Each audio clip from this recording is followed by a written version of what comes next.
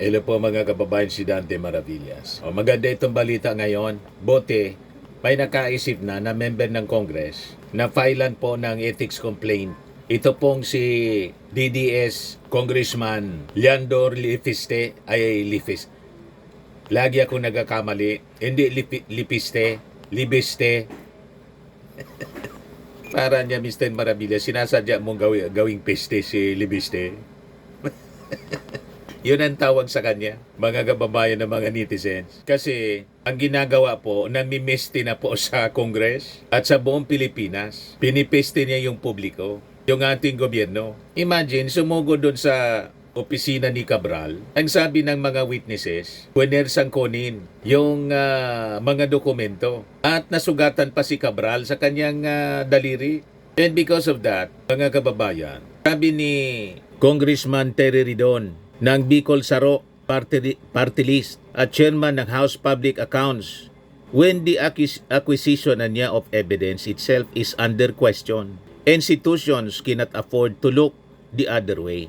Congress has a responsibility to protect the integrity of its processes, the rule of law, and the public trust. So ito ngayon ang balita dito sa ABS-CBN. Ridon says serious questions surrounding the alleged unlawful acquisition of the so-called Cabral files may warrant the filing of an ethics complaint versus Libiste.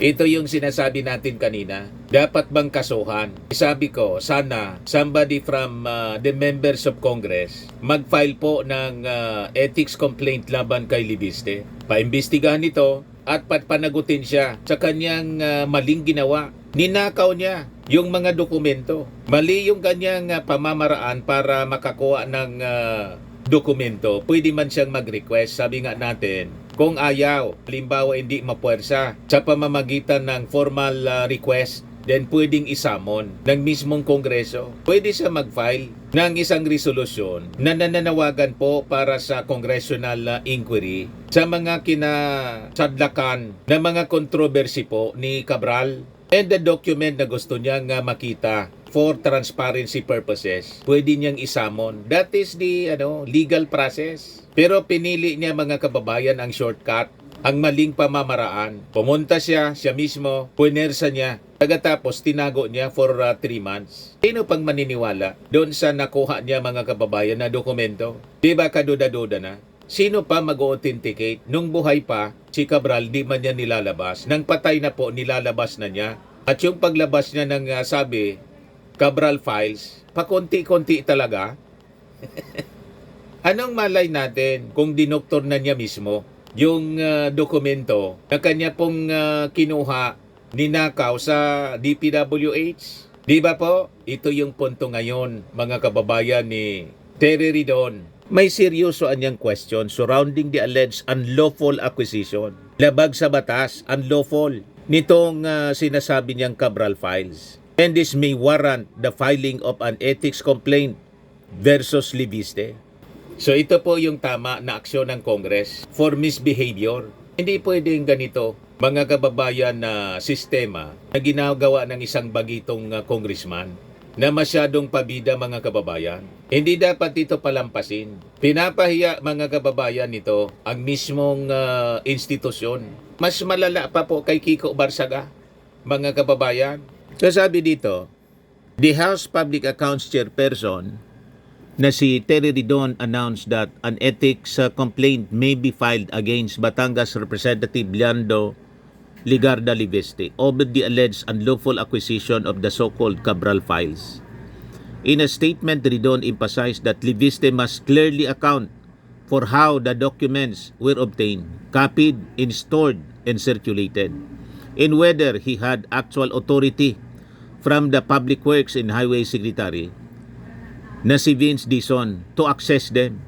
We cannot allow the House to become a venue where evidence is sourced through questionable means and then laundered into legitimacy through publicity. Tama po. Ginagamit po ni Libiste na pang-blackmail po sa DPWH. May mga pa-ultimatum pa siya. Pag hindi mo niya ito inauthenticate, ilalabas ko na. Ilabas mo na. Sinong tinatakot mo? Ilabas mo na lahat. Yan ang hamon natin, mga kababayan. In the challenge. Mula mismo sa ating mga kababayan. Bakit hindi mo pa ilabas? Ano paghintay mo? Ubusin mo nang ilabas. Tingnan natin kung sinong maniniwala. Diyan sa sinasabi mong Cabral Files. Nasabi nga ng mga legal experts, dapat tigilan na natin ang pagtawag dyan sa Cabral Files. Dapat palitan natin ang tawag. Libiste Files kasi siya man lang ang nakakaalam, nangawak niya nangawak ng mga dokumento. Hindi nga familiar si Vince Dizon. Kasi nga po, sinong mag-authenticate? Ni si Vince Dizon, hindi pwedeng i-authenticate yan kasi nasa posisyon niya ni Cabral. Si Cabral man lang nakaintindi niyan. Ipatay na po si Cabral. You see? Talagang ginugulo po ginugulo ni Libiste ang sitwasyon. Yan po. Cabral did not give files voluntarily, sabi po ng witness. Yung na-interview po sa ng GMA doon sa DPWH, there was a witness. There was blood. There was forced computer access. But in Leviste's Facebook post, the files were given willingly. So ang tanong mga kababayan, why would someone bleed if everything was voluntary? Doon pa lang po, bagsak na. Malinaw na nagsinungaling mga kababayan si DDS Congressman Libiste. Sabagay, pag DDS po, talagang mga sinungaling yan eh. Di ba po mga kababayan? Sanay silang magsinungaling pag DDS. Isang malinaw na DDS Congressman, mga kababayan itong si Libiste.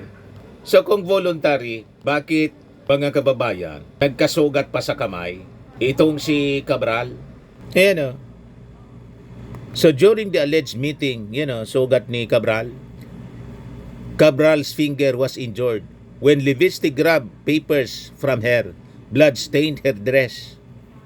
Leviste never mentioned this in his Facebook post. Itinago niya, mga kababayan. Kasi pinapalabas niya, voluntary yung pagbigay sa kanya. Inabidyohan siya mga kababayan, may CCTV. At na-document din, na-picturean yung injury ni Cabral.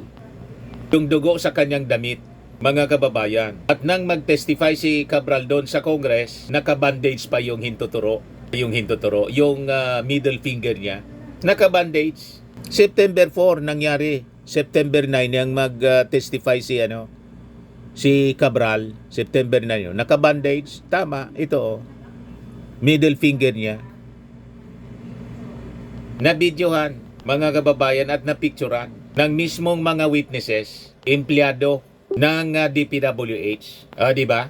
Remate itong si baka masuspend tulad ng nangyari kay Kiko Barsaga once na file nito ng ethics complaint. Dapat man po talagang gawin para hindi po pamarisan ang ganitong masamang pag-uugali.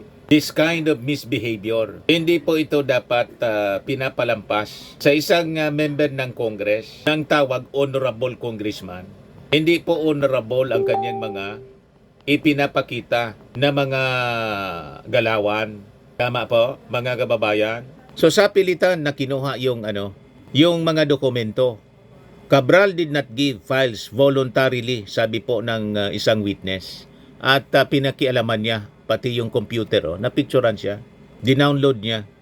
A witness who requested anonymity was present, sabi dito sa report ng Assortage. A witness who requested anonymity was present when Representative Leandro Liviste took possession of Cabral files. According to the witness, access to the desktop and files was obtained through force and intimidation, not given willingly. Cabral sustained a bloody finger during the incident.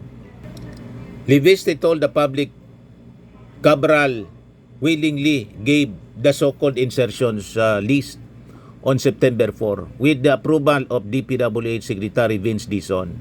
Now thousands called him a hero. Hindi po hero yung kanyang pinapakita, kundi gawaing Herodes. Di ba? Hindi hero, Herodes po itong si Liviste. Sa mga DDS po, kapwa niya DDS, hero siya. Pero sa general public po, pang Herodes po yung kanyang gawain. Napakalinaw po, napakasinungaling pa. According to the witness, Levisti allegedly used intimidation and force to access the computer. This was not voluntary cooperation, the witness claims. Yan ang ebidensya. Nagkasugat po si Cabral. Kaya nang mag-testify siya, mga kababayan, September 9, may bandage siya sa middle finger. Ngayon, si DPWH Secretary Vince Dizon denies authorizing anything. He added that he authorized the release of legislative district breakdown anya. Pero yung pagnanakaw niya ng files sa computer, walang imprimatur yun. Kung nakipag-agawan siya ng papel kay Cabral, walang imprimatur yun. Why would I give that imprimatur? You see, mga kababayan, so tama nga na dapat imbestigahan ito. File ng ethics complaint. Ito pong si DDS Congressman Libiste. Dizon says Yusek Cabral reported the incident to him. His account matches the witness version, not Libiste's. Nagpilit siyang kumuha ng mga files at ginamit pa niya ang computer ng isang staff. Lahat ito kinento sa akin ni Yusek Cabral nung nangyari at pinilit niyang mag-save ng files sa kanyang flash drive galing doon sa computer ng isang staff.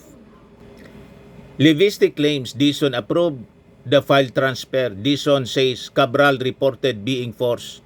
The witness says there was an alleged intimidation, forced access, and inquiry.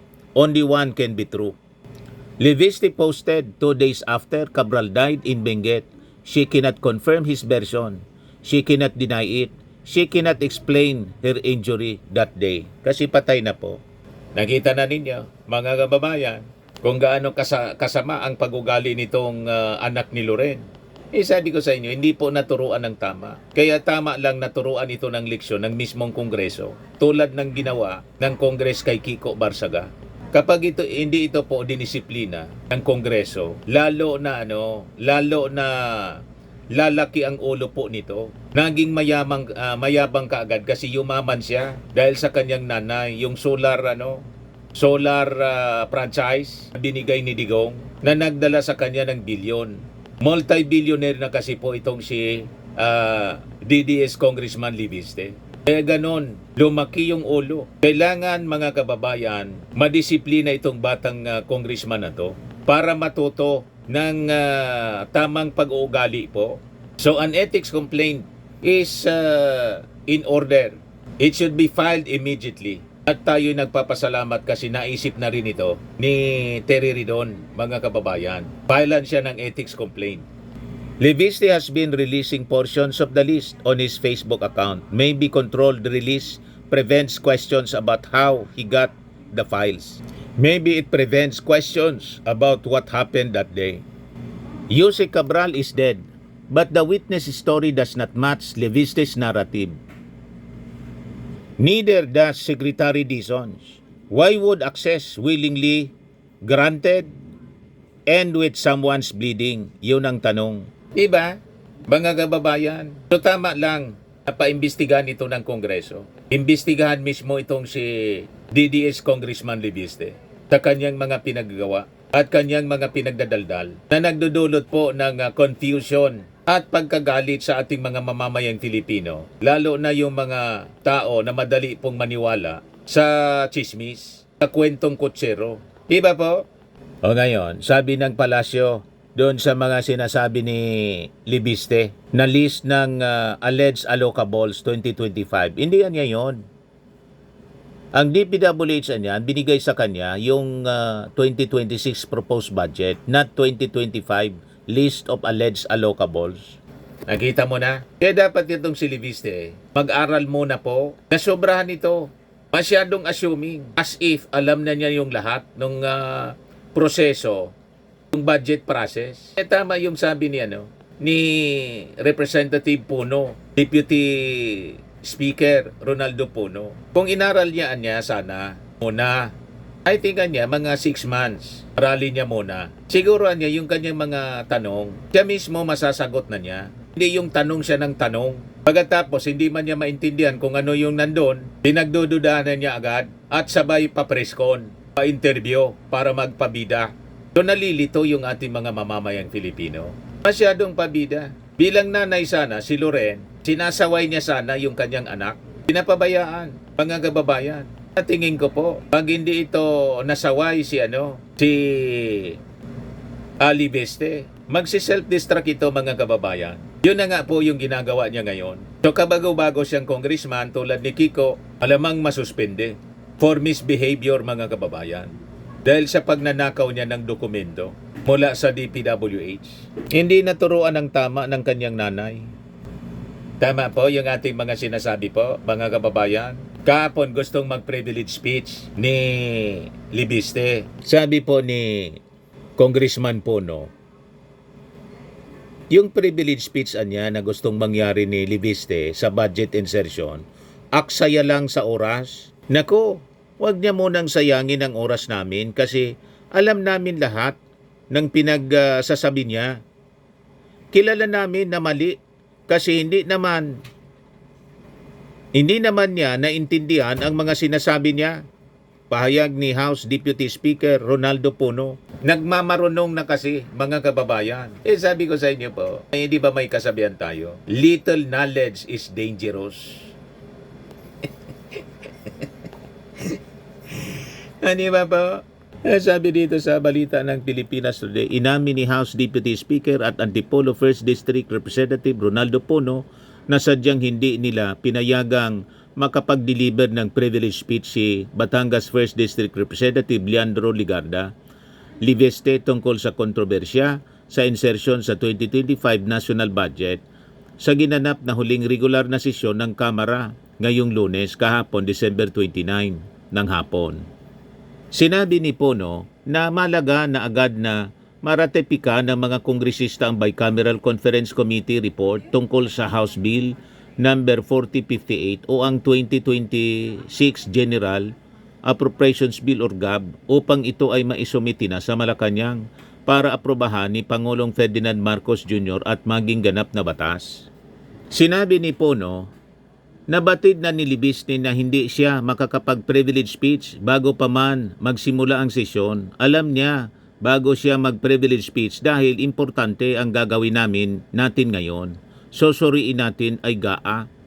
Ang pagratipika ng GAB ay tumagal lamang ng halos 2 minuto na agad na sinundan ng mosyon na inihain ni Senior Deputy Majority Leader Lawrence Defensor para mag-adjourn na ang sesyon at babalik na lamang ito sa Enero 2026.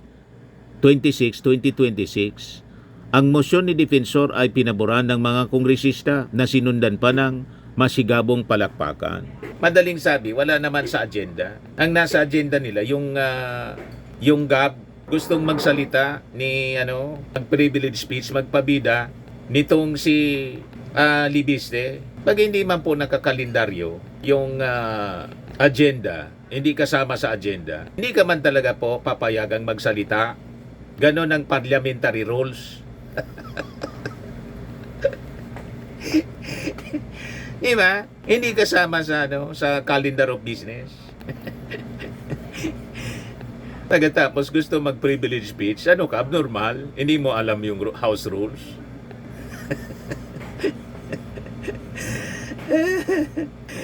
Ganon, mga kababayan. Mahirap kasi pag ang isang tao nagmamarunong.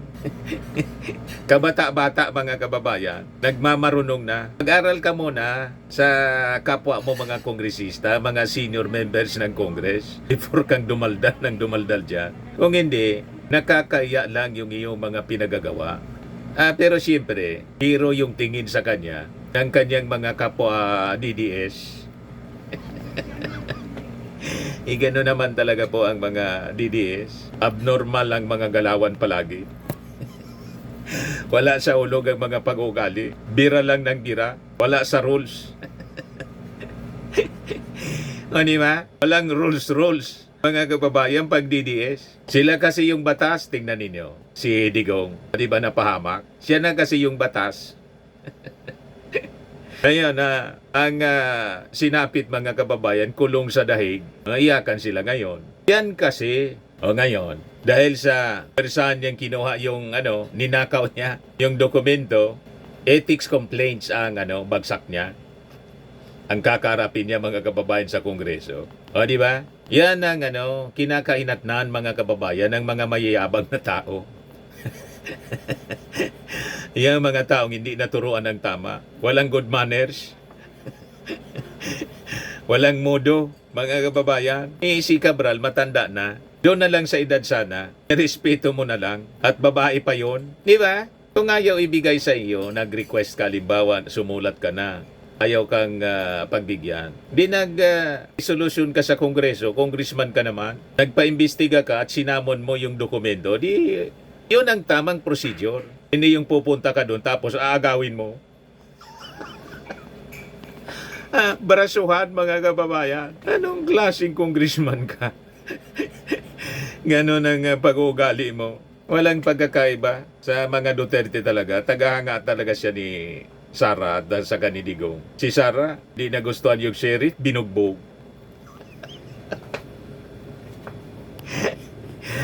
O, di ba? Mga kababayan, madaling magbuhat ng kamay. Wala siyang lugar ang ganyang mga pag-ugali sa isang civil society.